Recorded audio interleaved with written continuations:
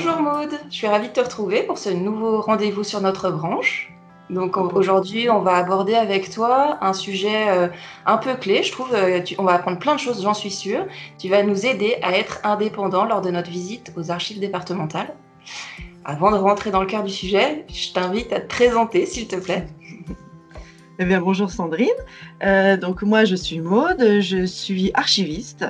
Donc je travaille en collectivité territoriale principalement. Et là, je viens de monter ma petite entreprise à moi qui s'appelle Archivistoire et où justement, je propose des prestations d'aide à la recherche aux gens. Donc recherche tout type, ça va de la généalogie à l'histoire foncière, à tout ce qu'on veut. Et aussi du traitement de fonds d'archives. Voilà. Bon, c'est pour ça que là, aujourd'hui, tu es vraiment notre experte pour nous donner des astuces, des conseils pour vraiment vivre au mieux la visite qu'on s'apprête à faire aux archives départementales. Mais tu vas nous dire, d'abord, avant d'y aller, c'est bien de se préparer. Il y a un certain nombre de choses à faire en amont. Tu vas nous expliquer. Alors, par quoi on commence ? Alors, on commence d'abord par faire le point sur ce qu'on a déjà trouvé au cours de nos recherches précédentes. En règle générale, quand on commence des recherches, par exemple en généalogie, on consulte les sites internet pour trouver tout un contact. Ouais. Arrive un moment, on est bloqué, on a besoin de chercher autre chose. Alors, ça peut être un contrat de mariage, ça peut être un registre matricule, ça peut être tout un tas d'autres documents qui ne sont pas forcément en ligne. Donc là, c'est là que les archives départementales interviennent et il va falloir se déplacer. Donc, on fait le point. Ça, c'est la première chose. C'est qu'on consulte les sites internet, là, pour le coup, dans la partie inventaire. Il y a beaucoup d'inventaires en ligne pour relever les cotes dont on va avoir besoin sur place.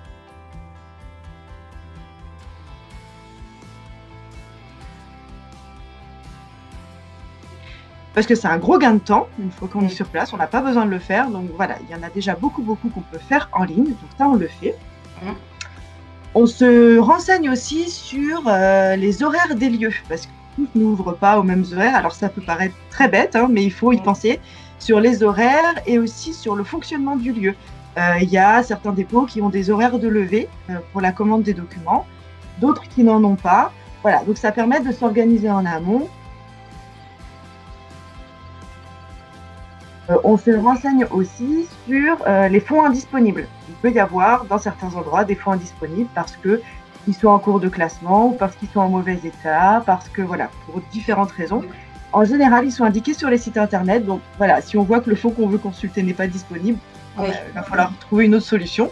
Ouais, ça évitera des déceptions. Exactement, ça évite de se déplacer pour rien. Côté de ça, un petit planning de recherche. Une fois qu'on a relevé toutes les cotes qu'on a envie de consulter, on essaye d'estimer combien de temps ça peut nous prendre. Parce qu'il faut savoir que quand on va aux archives départementales, il faut avoir un petit peu de temps devant soi. On ne peut pas se prévoir juste une heure, il faut au moins une demi-journée. Parce que le temps d'arriver, de s'installer, etc.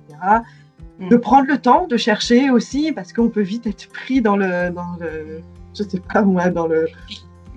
tourbillon.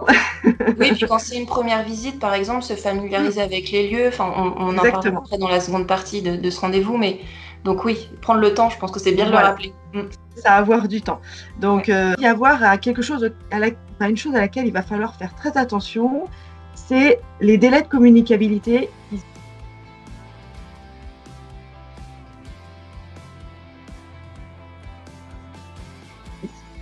Pour des raisons, par exemple, médicales, de sécurité, de données personnelles, enfin tout un tas de choses. Alors c'est pareil, ces délais sont indiqués dans les inventaires en ligne. Il faut les connaître parce que c'est pareil, si vous arrivez et que le délai n'est pas échu, on ne vous donnera pas le document. Donc voilà, faut être clair. Donc voilà, ça fait partie des petites choses qu'on peut préparer chez soi avant de venir. On prend le temps de faire toutes ces petites choses. Ça va nous permettre de gagner beaucoup de temps sur place une fois qu'on arrivera. Voilà. que du coup, on peut préciser que là, dans les commentaires de cette vidéo, on va vous mettre un certain nombre de documents qui peuvent être pratiques, des tableaux pour vous aider à vous organiser, justement, ça soit noter toutes vos recherches dans des tableaux vraiment spécifiques. Enfin voilà, un certain nombre d'outils ressources. N'hésitez pas à regarder dans les commentaires de la vidéo parce que je pense qu'il y aura peut-être des pépites qui vous aideront à gagner du temps aussi et à vous organiser pour cette future visite aux archives. Voilà.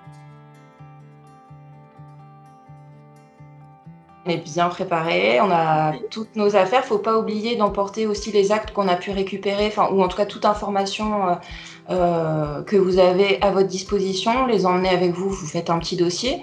Et puis donc, on y va, on va aux archives. Alors, étape 2, Maud, on arrive. Alors, étape 2. Alors, en temps normal, on n'a pas besoin de prendre rendez-vous. Bon, en ce moment, il faut un petit peu le prendre. Bon. On arrive sur place, la première chose à faire, on s'adresse à l'accueil pour s'inscrire. On s'inscrit aux archives parce qu'on a besoin d'une carte de lecteur pour pouvoir commander les documents ensuite.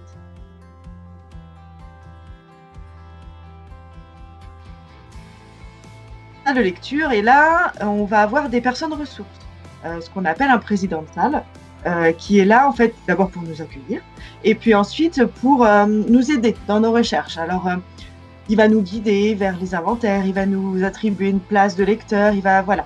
Et si vraiment on est bloqué, c'est la personne à qui on peut s'adresser pour vraiment essayer de nous débloquer. Et donc on a notre place, on a trouvé nos codes sur les sites internet, donc on va pouvoir les commander. Donc vous allez avoir des postes informatiques dédiés à ça, donc on bip, on saisit la cote, et puis la cote arrivera quelques instants plus tard. Si on n'a pas trouvé les cotes sur les sites internet, en salle de lecture, on va avoir des inventaires papier. Il y a le listing précis, détaillé et analysé de tous les documents qu'on va pouvoir trouver aux archives départementales. Alors, ça paraît vertigineux comme ça.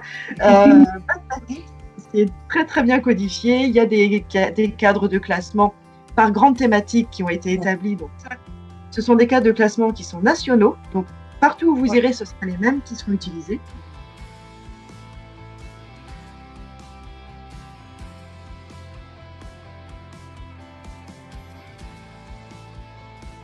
Ça fonctionnera toujours de la même façon.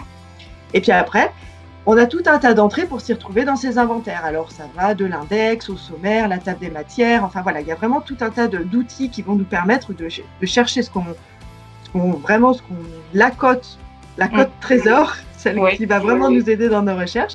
Ne pas hésiter, si on est perdu dans les codes ou les inventaires, etc., pas hésiter à revenir au président de salle pour qu'il nous aide à mieux comprendre le classement et la méthode qui est commune sur tout le territoire, mais pas hésiter surtout quand c'est une première visite peut-être à demander des précisions sur cette méthodologie.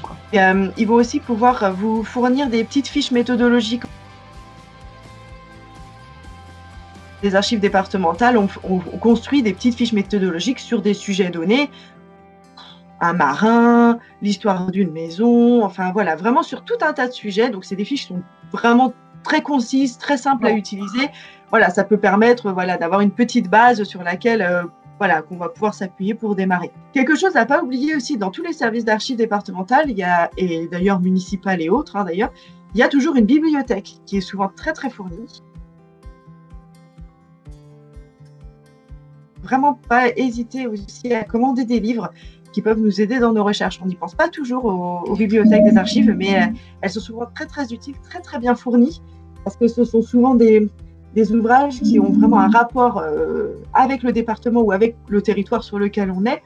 Est-ce que tu as un dernier conseil, une dernière astuce à partager avant de clore ce rendez-vous ? Eh ben, c'est pas forcément une astuce, mais en tout cas, c'est de se faire plaisir quand on y va, parce que c'est vraiment très riche et voilà.